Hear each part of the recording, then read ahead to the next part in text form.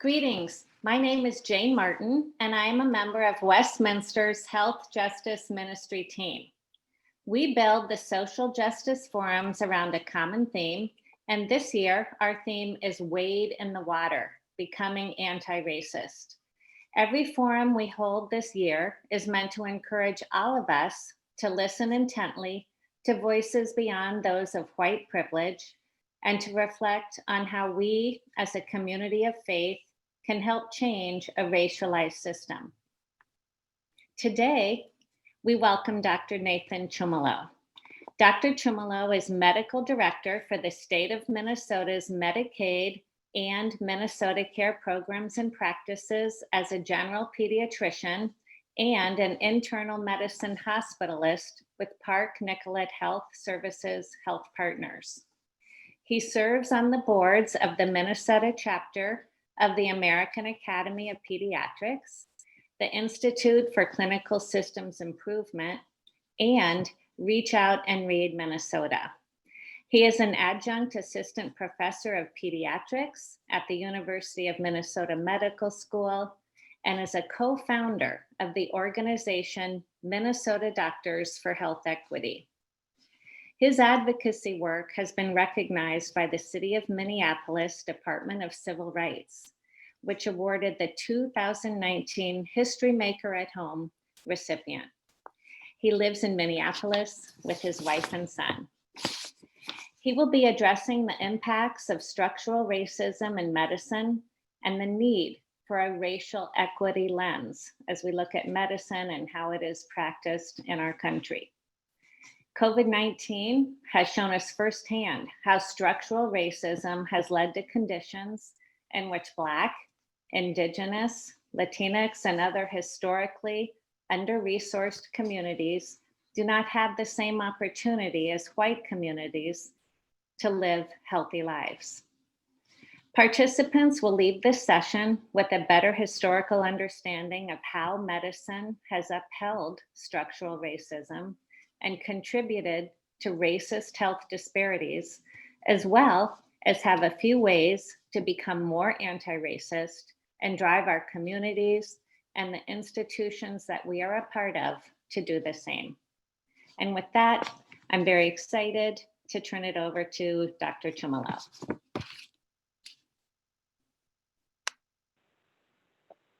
Thank you, Jane. I'll pull up my slides here.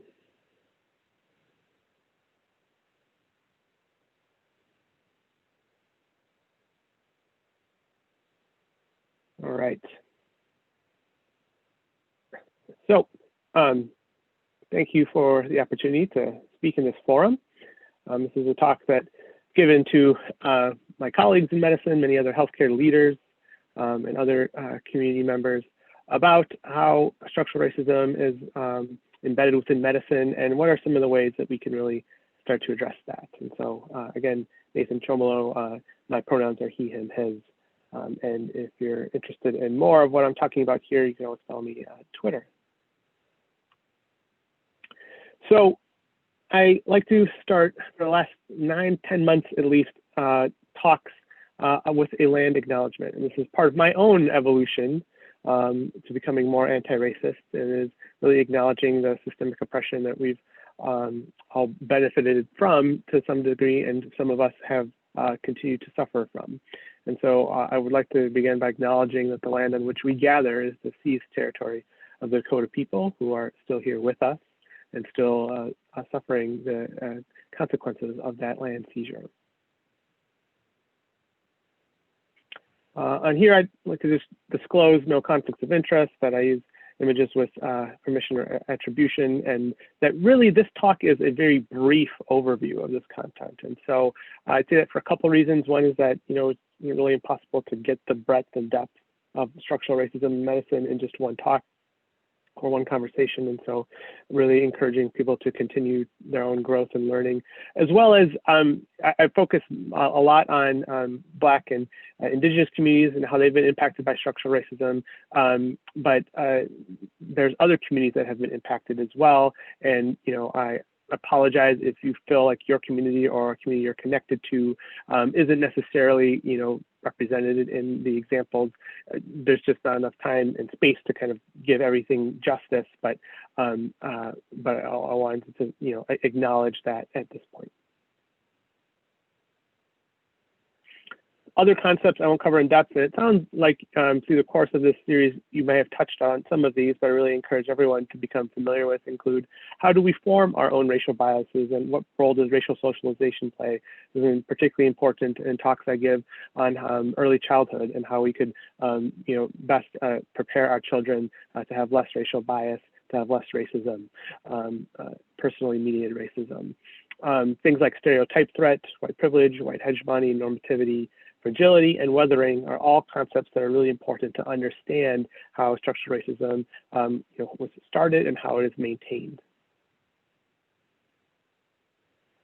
And so Jane laid out our objectives quite well. We'll talk about different levels of racism and how medicine has reinforced structural racism over its history, how COVID-19 has exposed that for many more of us to see, and how a racial equity lens is critical in any sincere effort to reduce inequality and address equity.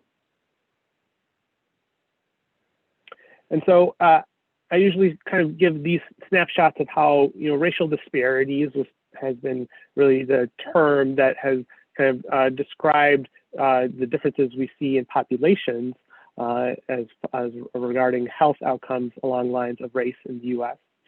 And this is really, if you look at medical literature during the time of my training in the early 2000s and beyond before, this is really how you would see race described as racial equity or disparities.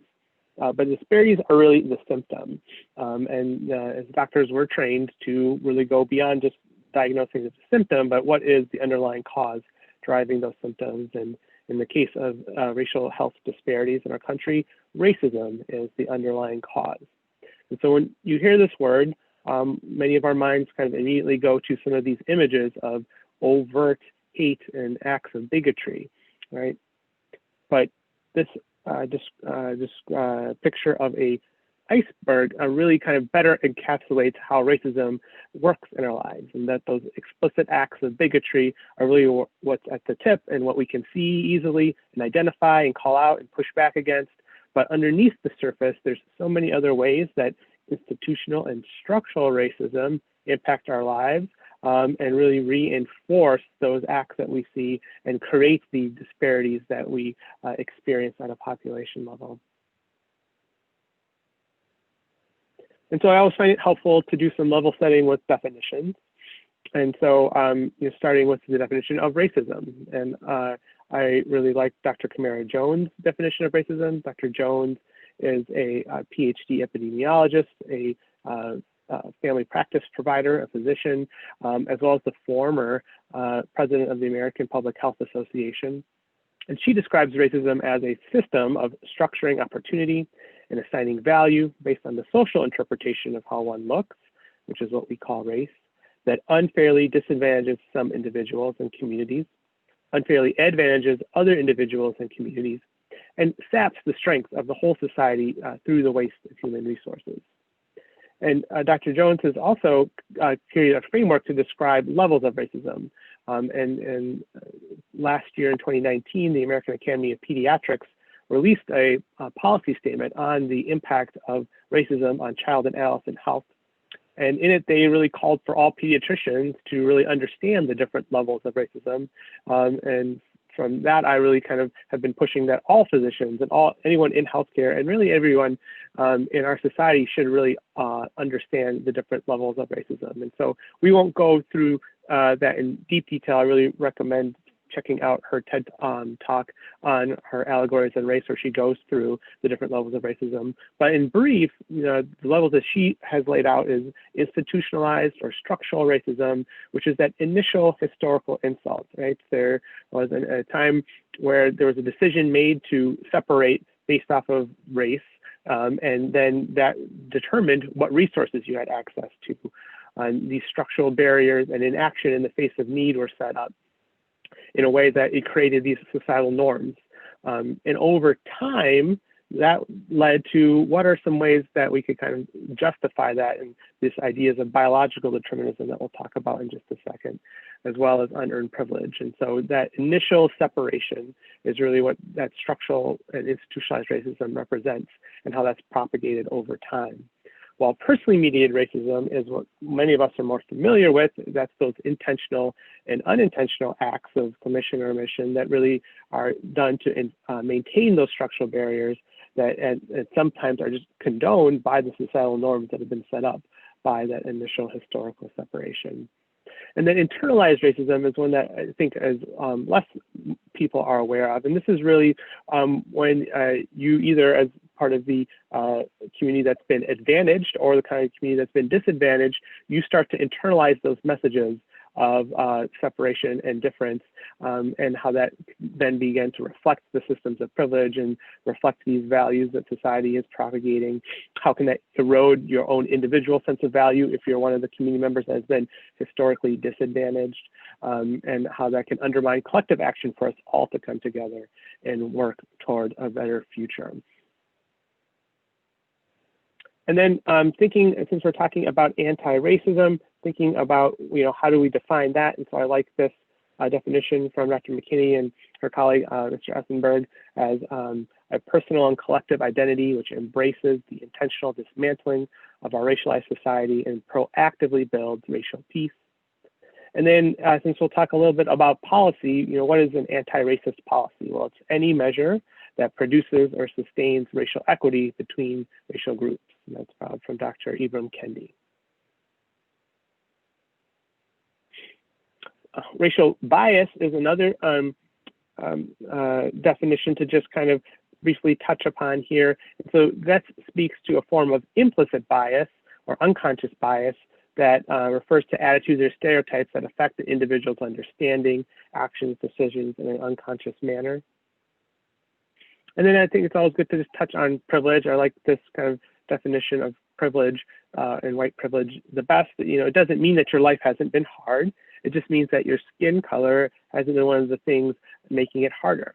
And similarly, I have male privilege. It doesn't mean that my life hasn't been hard or I haven't had to overcome certain barriers, but it just means my gender and how I identify hasn't been one of the things that has made it harder.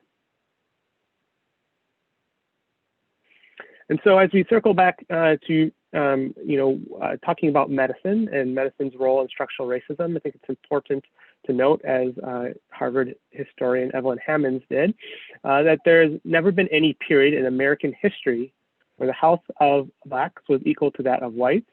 Disparity is built into our system, right? And so there's often this refrain, the system is broken. Well, in fact, the system is working as it was intended and designed. And so when we talk about medicine, one of the ways that we see that at its core and its roots is how physicians, many prominent physicians back in the 1800s and 1900s, were sought to define the different physical peculiarities between races to justify institutions of slavery, to justify institutions of land seizure. And so on the right there, you see how physicians and scientists made all these theories about, well, someone's skull size can be, and skull shape can kind of indicate their brain volume, can indicate their potential. And so that's one way to separate, who has good potential and who doesn't. And there's also theories about how the lungs work. There's theories about how kidneys work. There's theories about the thickness of skin and sensitivity to pain, all along lines of race that were sought, again, to justify the institutions of slavery, to justify the institutions of land seizure.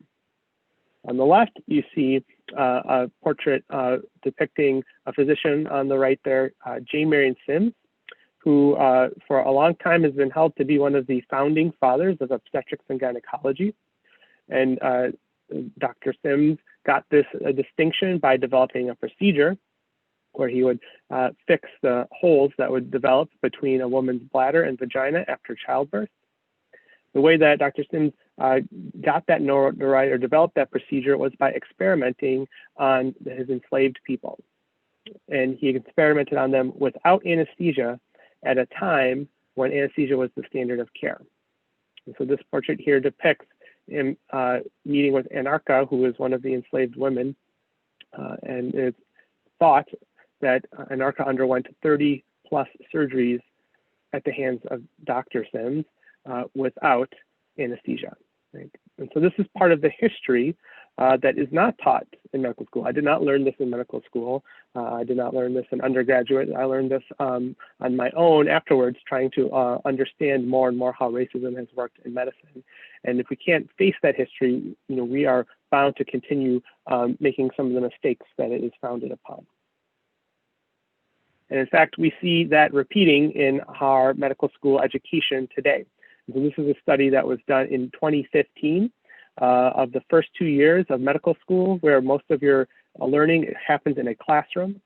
And so you see lectures, and what they did was they had the medical students code every time race was brought up in a lecture.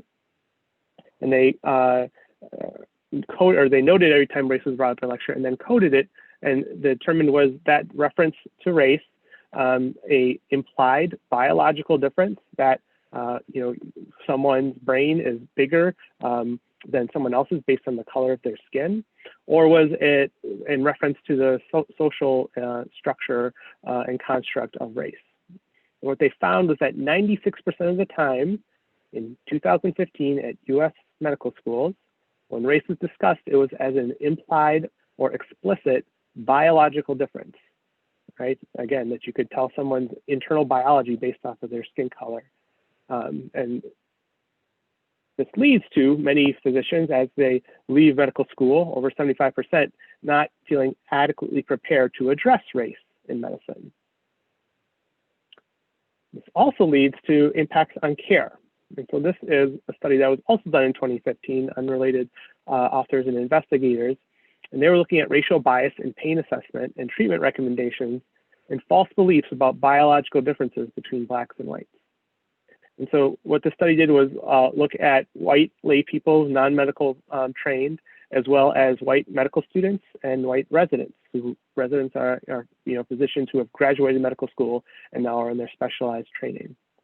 And what it did is it had them answer about 15 or so questions about biological difference, and say, do you believe, you strongly believe this is true? You think it's true? Do you strongly believe it's false? Do you think it's false? As well as answer some vignettes about experiencing pain and how they would manage a patient's pain. And so some of those, questions about biological beliefs was, do you believe, Black brains are smaller than white brains, right? And so having them answer that. And then they did the same thing for lay people, and then had them answer questions about experiencing pain. So like if you got your finger slammed in a door, how much pain would that cause? And how would you feel? And with the only kind of difference in the vignettes being, is it a Black person or a white person that's experiencing the pain, or that is in the clinical vignette?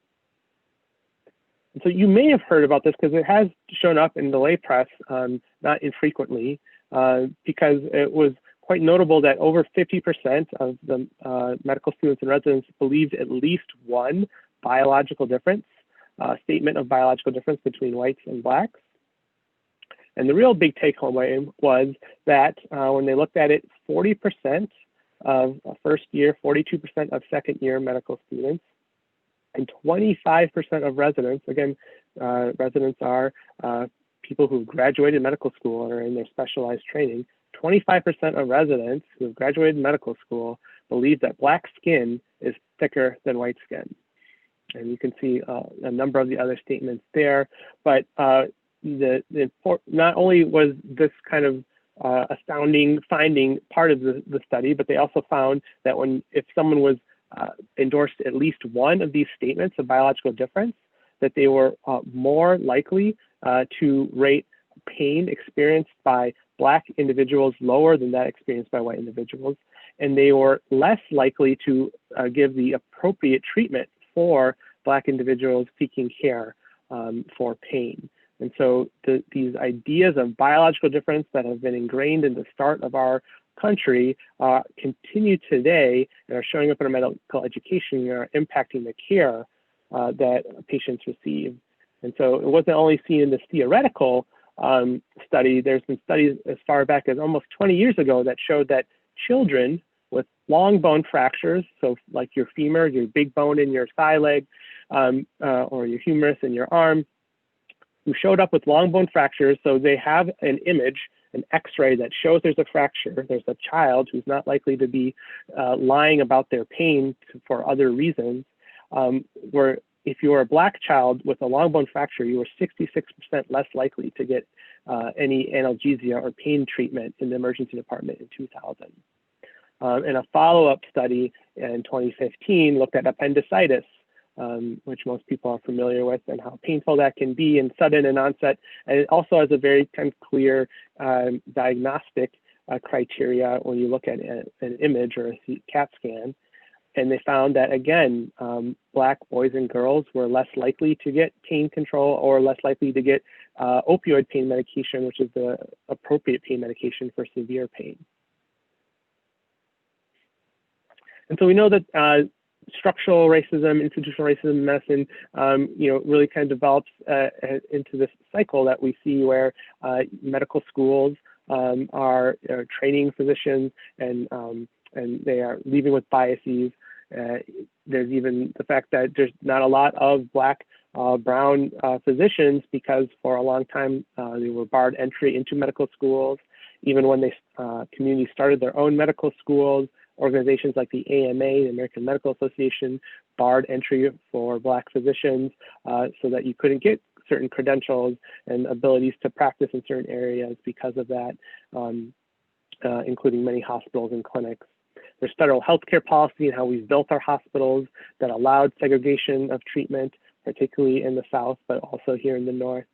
We know that the whole system of employer-based insurance being the foundation of our healthcare system is one that is based in structural racism, because who has access to the jobs that provide those types of benefits, right? There's then structural barriers put in place that prevent communities from getting access to jobs with those benefits.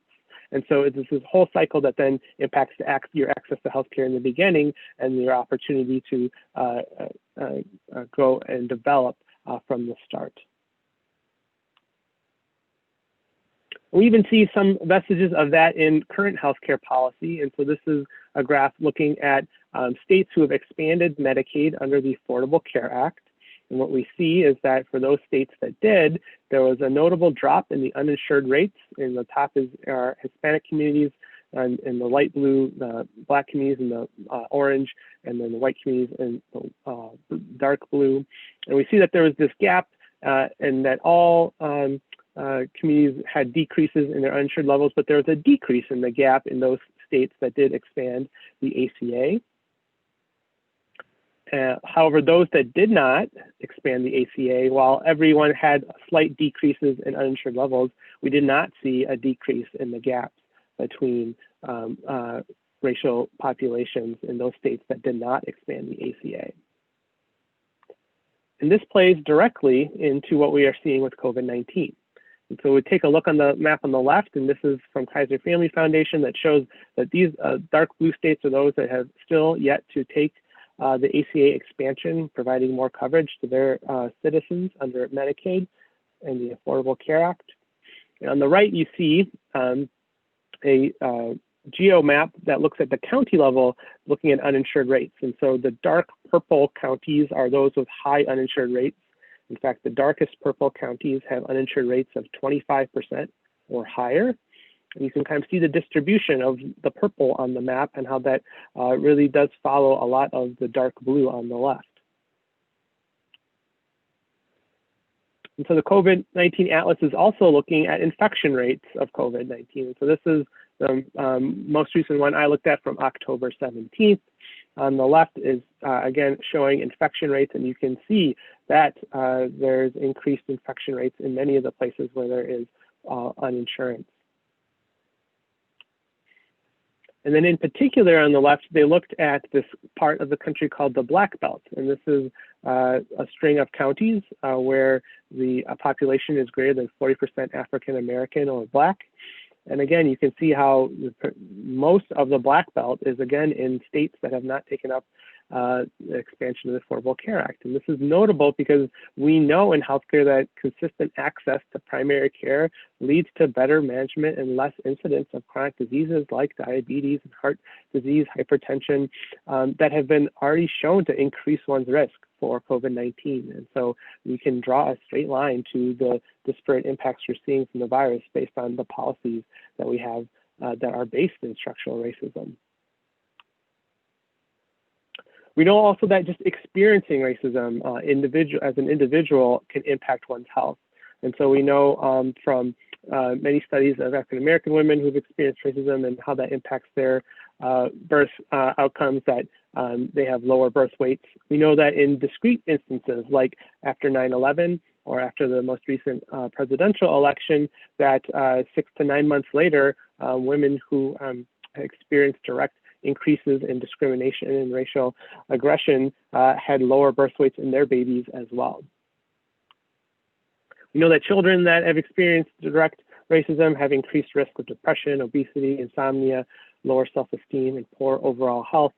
And again, we know adults who have experienced racism have increased risk of heart disease, depression, and other ailments. And then, of course, part of the impetus for many of the conversations we're going through now has been the direct impact of structural racism on our Black communities and the loss of life that is produced through police violence. And so it's pretty notable that George Floyd survived COVID-19. He was diagnosed with COVID-19 in April, and he died at the hands of the police in May.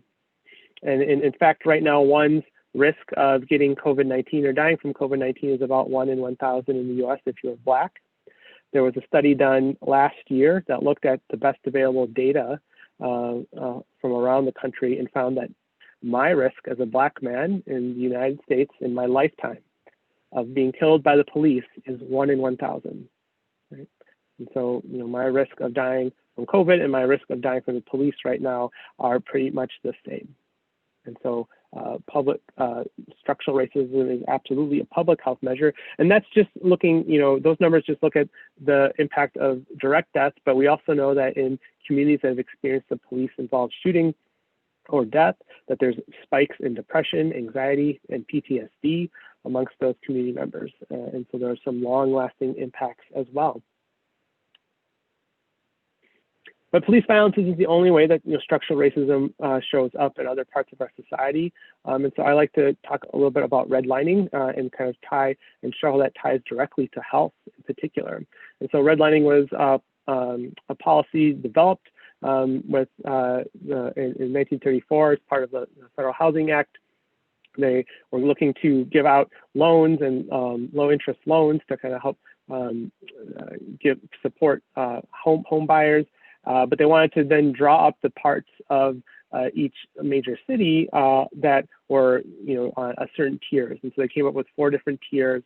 One was most desirable down to least desirable or poor value. And so on the left here, you see the kind of the legend that shows that the green and the blue show the more desirable, and then the yellow and the red show the less desirable. And on the right, you see a map of 1940 of how Minneapolis there on the left, St. Paul on the right, were divvied up along these lines. And so that's where the term redlining comes from, is where are the areas of the city that are redlined. So how does that relate to structural racism and health?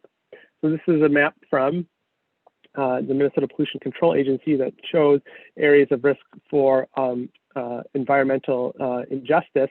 And so the areas in green, those dark green areas, are census tract levels where the community demographics are greater than 50% people of color, right? And so quite clear if you can kind of remember the map, and we'll bounce back here. If you remember the maps that we're seeing here, where are the red and yellow lines and red and yellow sections of the city? And where are the areas that people of color today live in the Twin Cities? And what was noted is that pretty much what was one of the main drivers of those designations was the diversity or lack thereof of the communities.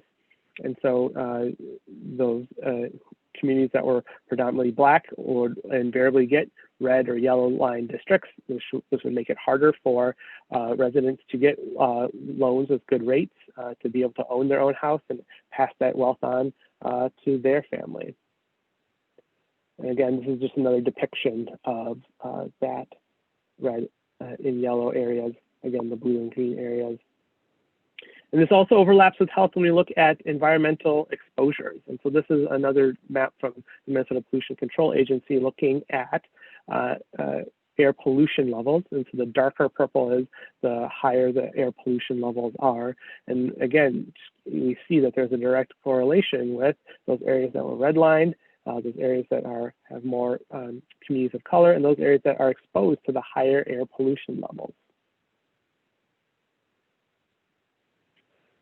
And then similarly, this is work done from Minnesota Compass as well as WCCO, looking at the prevalence of some of these chronic illnesses that we know increase one's risk of COVID-19 and how they fall along different neighborhoods within the Twin Cities in particular.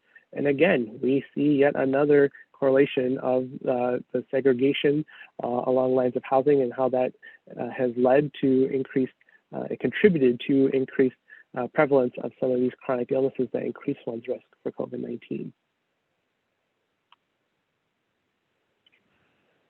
And so we know that there's a large racial wealth gap that's really linked to this history of redlining and housing segregation. And in fact, in 2016, this data showed us that the overall wealth of white families was 7 times that of Black families in the United States. And it's projected that that is actually going to only increase and worsen, over the next 10 to 20 years. And so we can start to look at how that plays out in Minnesota specifically. And so we see that the median household income is pretty clearly distinct along lines of race in Minnesota. Again, this is data from Minnesota Compass from 2018. And part of that is the educational opportunity one has had and attainment they've been able to accomplish. And so we see that, again, there's clear lines and disparities in those who have a bachelor's degree or higher in Minnesota along lines of race. And when we think about if you have the education and you have the degree and you're having an income that helps provide wealth for you, you're kind of insulated from or more insulated from many of the swings that a pandemic might bring. And we see that played out here. This is data from the Minnesota Department of Health looking at the percent of labor force that's filed for unemployment insurance benefits. And this is last updated in September. And in mid-September, nearly 1 in 6 Black workers in Minnesota had filed for multiple months of unemployment insurance claims, and 1 in 10 Indigenous workers had done so as well. And throughout the course of the pandemic, nearly 60% of Black Minnesota workers and 46% of Indigenous Minnesota workers had filed for unemployment insurance benefits. And there's this phenomenon that has been coined previously after recessions, during recessions and after recessions, that Black and brown employees are often the first fired and the last hired. And so we're certainly seeing that, even if you look at that chart on the right, and the percent of labor force filing claims ongoing from the beginning of the year until now. And so if your family doesn't have generational wealth because they weren't able to afford a house because it was structurally and systemically redlined, if your family doesn't have as much educational attainment due to lack of opportunities, and if you have lost your job because you're one of the first fired, and last hired, you're more likely to end up homeless as well. And so we see this in our communities in Minnesota. We've known for decades now, this is data going back to 2003, that the Wilder Foundation has done with every 3 years doing a intermittent survey of the homeless population in Minnesota, showing that there are these large gaps and disproportionate representation of Indigenous Minnesotans and Black Minnesotans amongst the homeless population in Minnesota. And we see, again, increased risk there of getting COVID-19 if you're homeless, and that also falling along those disproportionate lines as far as our racial communities in Minnesota. And so as we shift now to we've kind of seen how structural racism shows up in Minnesota. Let's talk a little bit about how healthcare and healthcare access play a part in that too. And so when we look typically at how Minnesotans get healthcare coverage, you can see this pie chart on the left that shows that roughly 60% or so get their insurance through their employer. At least in 2018 they did, with about 14% relying on Medicaid, 17% on Medicare. And then if you look within the program, so Medicaid being the program that is for low-income individuals and families, and you can see that African Americans and American Indians are generally overrepresented. So 15% African Americans and 3% American Indians in the Medicaid program in 2016, while they only account for about 7% and 1% of the Minnesota population. But another way of looking at it is, how do Minnesotans get health care based off of their racial community, right? And so what we know, if we look at the data this way, is that Medicaid is the source of health care coverage for 44% of Black Minnesotans, 39% of Indigenous Minnesotans, 31% of Latinx Minnesotans, 20% of Asian Minnesotans, and 9% of white Minnesotans. And I always note that there's this large kind of chunk of others who have not identified or fail to identify their race that we don't know as well. But we can see that changes to public programs like Medicaid and Medicare disproportionately impact certain communities, for the better or for the worse. And same thing is even more stark when we look at children and how our children in Minnesota get their healthcare coverage, with 64% of Black Minnesotan children relying on Medicaid, 54% of Indigenous, 52% of Latinx, 31% of Asian, and 17% of white children in Minnesota. And then we see, kind of similar to those who don't have any health insurance at all. And again, disproportionate representation from our Indigenous, Black, and Hispanic communities in Minnesota. And it's not surprising given the tie of healthcare to employer-sponsored insurance. And so we've kind of gone through several of the branches of this tree, this really nice piece done by Danielle Koch that looks at how COVID-19 is really impacting Black America. And again, you can make arguments of similar impacts on Indigenous America, Latinx America, our refugee populations, through housing discrimination and high poverty, educational disparities and opportunity, barriers to employment, and lack of access to healthcare as a result. And then we didn't even really touch on mass incarceration and that's broad impacts as well. And so the data in Minnesota demonstrates that while the raw number of deaths, the total number of deaths are overwhelmingly white, older individuals in Minnesota, we know that if we adjust for age, that we see large differences in the actual case incidence and death rates of who's actually getting COVID-19 and which communities are actually disproportionately feeling the impacts of not only infection but death from COVID-19 in Minnesota. And so I like sharing a couple of slides as we transition to how we can move forward. The first is acknowledgement. I think, and I hope many of us have heard by now that, and that we see from the earlier parts of our talk here that, normal wasn't working for so many of our communities. And so as we look to go back, we should be really envisioning very much a new normal, that we can't just go back to what was happening before. And the second is that there's going to be multiple waves. When I first gave versions of this talk back in April, the thought was like we would be talking about the waves as depicted in this graphic, with immediate acute spike in infections and morbidity, and then the kind of lasting impacts of that. Unfortunately, because of how our country has not managed the pandemic, we're now in the midst of like a third acute wave and haven't really got yet to many of these other waves, but we will. And each time there's a wave, whether it's acute or the subsequent effects, it's an opportunity to really push ourselves and ask ourselves, are the decisions we're making, are they going to lead to more racial equity or more racial inequity? And so this is the argument I make, that there's no addressing equity without addressing structural racism. And so if you ever see someone talking about equity or focusing on equity and inclusion, they really need to also be talking about structural racism and anti-racism. And that graphic on the left is just a reminder that when we talk about equality, everyone gets the same thing. If we talk about equity, those that need more will get more than those that are already getting by okay.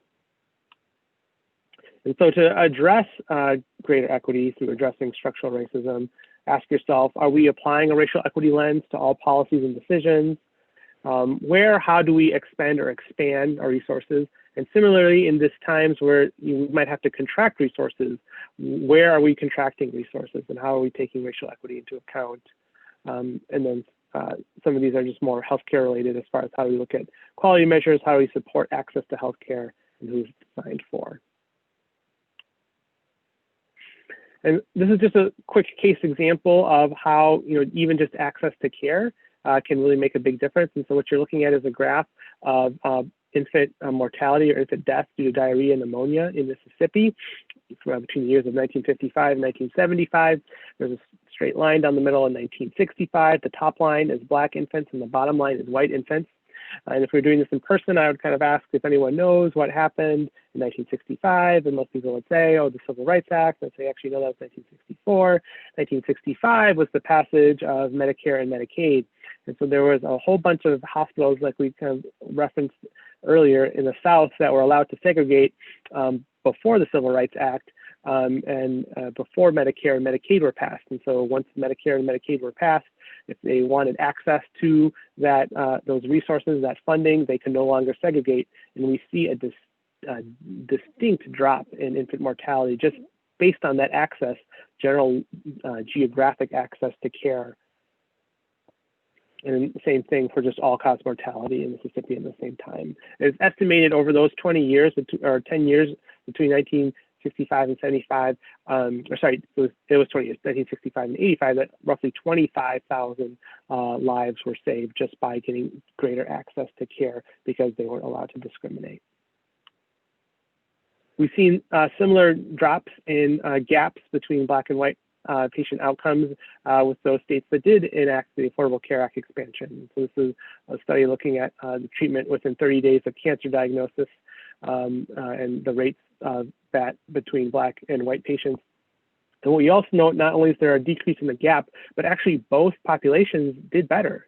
So white patients did better and Black patients did better, and there was a decrease in the gap overall. And so we've referenced several times, how, using a racial equity lens.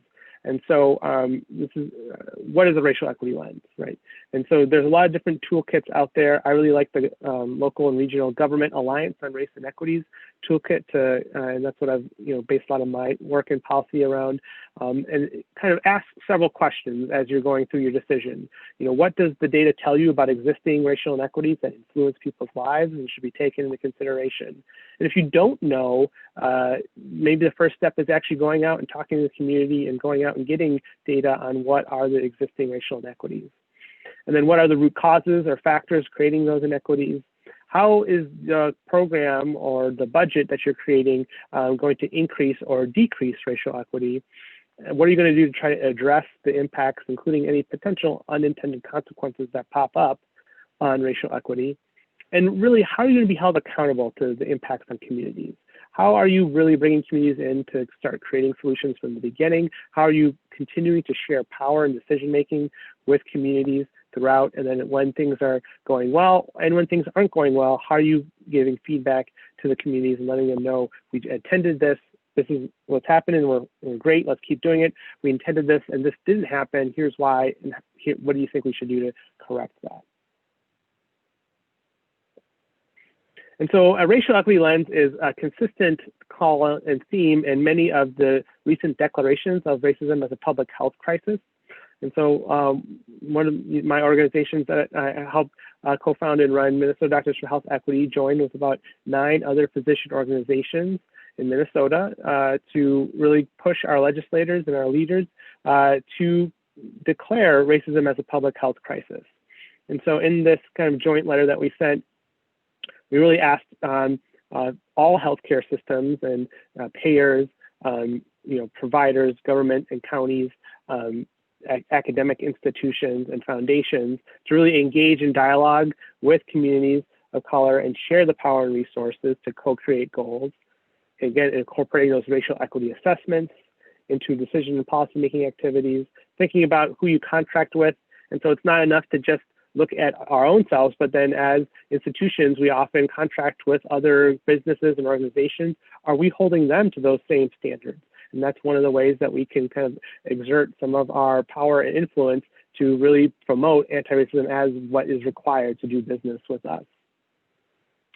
Providing all employees a living wage and paid family medical leave, and knowing how that really helps close some of the racial equity gaps we see in economic opportunity and academic opportunity and health.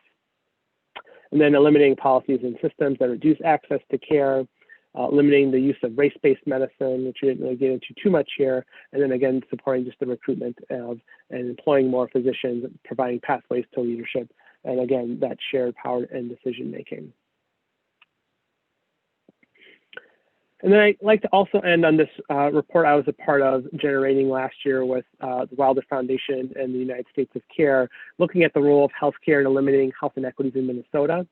And so it's brought many different experts and individuals and citizens from Minnesota around the table to talk about, well, what role does healthcare have into, addressing some of these long-standing health inequities, and what does it need to do so in the next 10 or 20 years, right? And so one of the key findings, key takeaways that we always want to remind when approaching this work is that inaction is not neutral. And hopefully over the course of this talk, you've seen that our systems are set up to produce the outcomes we are seeing. We don't do anything that is an action towards an unjust status quo. I think the other, important takeaway from the work is that we can't just look at ourselves as part of the solution, which as helpers, we really want to do much of the time. We want to say that, oh, we're going to come up here and help and fix things, but we also have to be able to see how we are part of the problem and how some of our very efforts to kind of sustain our work may be actually undermining the intent of that work. And so laid out, I like to break down the kind of recommendations from this report in several ways. That one is looking at healthcare as a provider. And so how do we really engage our own employees in implicit bias and anti-racism training, the awareness of structural racism, and how do we help move our employees and ourselves to become more actively anti-racist? As an employer, are we doing our part to increase diversity? Are we doing our part to decrease wealth inequality? Again, by paying fair wages, again, by offering benefits like paid family medical leave that could help decrease racial inequity. As an engaged and accountable community partner, is our community engagement sincere? Are we doing that shared power and decision making? Do we have genuine accountability with communities when we work with them? Then as an advocate, many large healthcare systems and institutions are very active in advocacy at the policy and legislative levels. And so what are we doing to kind of really demonstrate how there's really health impacts in all policy? There's health impacts in housing policy, there's health impacts in childcare policy, there's health impacts in education and transportation policy. And so how are we using our power and leveraging that in a way to advocate for health in all policy? And so for your congregation, for this group and community, I'd really kind of reflect on what's the role of the church in addressing racial equity through this framework. The church as a provider of healing, a place of spiritual growth and community building. What are you doing for both your staff and for your congregation to really advance implicit bias and anti-racism training, to really understand structural racism and how that plays and how that might have contributed to the formation of certain systems that the church is a part of, and how you're becoming more actively anti-racist? As an employer, again, is the church itself looking to increase diversity to better represent the community in which it sits? How is it working to decrease wealth inequality, decrease racial inequity?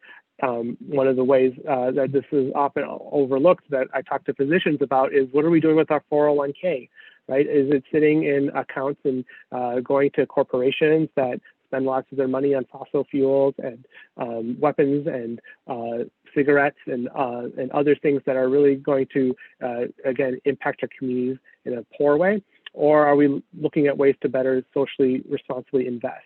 And so the church has lots of resources. I've looked at your guys' annual reports. I know you have lots of resources. How are you using those in a way that doesn't just help grow those resources with the justification that you're going to spend them well, but are in the process of growing them, are you actually doing harm and increasing racial inequality?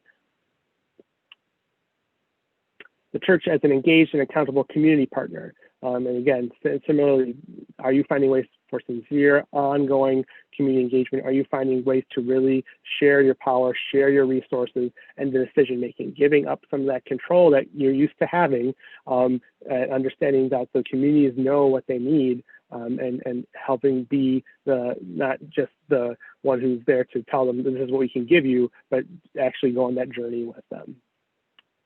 And then as an advocate, again, how are you looking through all your policies and looking to ways to advocate for racial equity in all of your policies and those that you advocate for within the community? So there's this systems transformation framework for healthcare institutions that I think would be worth taking a look at, because it really kind of gives many different examples at an organizational level, community level, and a policy level that you could easily translate to other community organizations like churches as well. And so I like this last picture and diagram on the left from the National Equity Project that really shows the connection between structural racism and implicit bias. And we didn't spend as much time in implicit bias because I feel like it's hard to fit everything in one. And so I really want to kind of drive home the impact of structural racism, particularly in medicine. But, you know, structural racism sets up these policies and practices, and then it creates the idea that this is how things always were and that we can't change it. It's immutable. That's how those communities are. And that leads to these implicit biases, which then get played out in the media, in the books, in the way things are covered in the news, and the stories we tell each other. And then that ends up leading to more policies and practices that reinforce those biases. And so we have to be able to work at both implicit bias and both structural racism to really turn us around from where we are right now. And then I really like this quote to focus on this part of the quote from Dr. Chomilo Jones and how racism really saps the strength of the whole society. And so again, Black and brown communities benefit the most when we dismantle structural racism, but we all benefit when we are able to dismantle structural racism, because we are going to have less waste of our human resources. And so we need leaders with the courage to address racism head on, not just talk about equity, not just talk about social equality, but really talk about what is driving so much of that in our country, and that is racism and structural racism. I forgot to put my slide with my reading recommendations, but I can send that reading recommendation slide to the staff, and they can distribute that as well. But at this point, I'll open it up to questions. Thank you so much. It was very enlightening, very important information. As an educator, I'm really interested in early childhood education and intervention, and the importance of that. And I know that you have been instrumental in the ROAR program. I believe it's called Reaching Out. Reach Out and Read. Reach Out and Read, yeah. Yes. And because it's known that students who start behind, unfortunately, tend to stay behind. And also the fact that education is linked to life satisfaction, to income level, to the ability to stay employed. So all of these things start at a very early age. Can you tell us more about this reading program and how individuals might be able to get involved? Yeah, so Reach Out and Read was kind of my entryway into advocacy. And so in medical school, I was very involved in learning about the social determinants of health or social drivers of health. And so that is, how do things like you're talking about housing and education impact one's health? And so I was looking for ways to embed that into my clinical practice, and first learned about Reach Out and Read, which is this program that's been in existence for about 30 years, been in Minnesota for about 22, 23 years. And what it does is it's just really simple concept. It was started by pediatricians and social workers in Boston who noticed that a lot of their kids who were going to school at ages 5 weren't really ready. They didn't know many of their letters. They didn't know how to hold a book. And so they started, well, let's just put some more books in our waiting room, and the books started disappearing. And so they started actually developing a program to give them out and give advice on how do you share a book with a young child. And then they started studying it. And so, what the program does is that children between the ages of 6 months and 5 years, when they go to their doctor, to get their regular checkups and their shots, their doctor also gives them an age-appropriate book and says, here, mom and dad, here's a book for your 6-month-old, here's a book for your 2-year-old, here's a book for your 5-year-old, and here's some ways that you can kind of read with them and share the book with them, and really help build their literacy skills and help build their brain. And what they've found is that just that kind of little bit of behavioral nudge from physicians and other healthcare providers actually changes behaviors. And so parents are more likely to read out loud to their children. They're more likely to list reading as one of their favorite family activities. Children are more likely to come in for more regular visits because there's a better bonding with their provider and get more of their well child care. And then children actually do better on vocabulary tests. And so when they look at 18 months and 2 years, children who are served by Reach Out and Read clinics do better on vocabulary tests as well, and parents have less levels of anxiety and stress when they participate in shared reading. And so there was all these benefits, and so that's one of the reasons I really kind of jumped at the chance to be a part of it, and was lucky to be the medical director there for 5 years before stepping into the Medicaid position.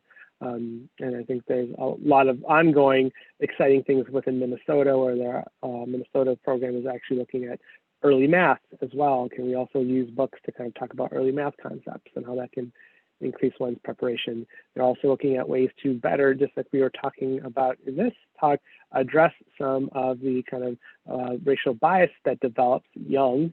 That also starts early as 2 or 3 years of age, that children start to internalize some of that. And so one of the ways that's been shown to confront that is actually have books that reflect people that look like you and people that are different than you, and being able to have a library with rich cultural and racial representation has both been shown to be a barrier and buffer for those Black and brown children who might experience racism, as well as help potentially decrease the development of racial bias amongst those who aren't Black or brown. So I think it's just a wonderful program that I'm still supportive of, still on the board of, and I think it's a real great way to kind of meet families where they're at, because 90% of kids in the first year of life will see a doctor at least once. Versus they might not get into a childcare setting until they're 3 or 4. They don't get into schools until they're 4 or 5. And so some of these gaps start early. We need to find programs that kind of meet children where they're at. And that's why I'm such a big proponent of that to this day. Well, thank you very much, Dr. Chomilo, and thank you, Jane, for moderating. We greatly appreciate all the insights, and we know this is just the beginning, but thank you so much for your work and opportunities for the church to get engaged too. It's great that you highlighted those. We'd like to invite our community to join next week when we'll be talking about the situation between the United States and Puerto Rico and some of the complexities of that relationship, and also the work of the Presbyterian Church in Puerto Rico. We look forward to welcome you all then. Thank you.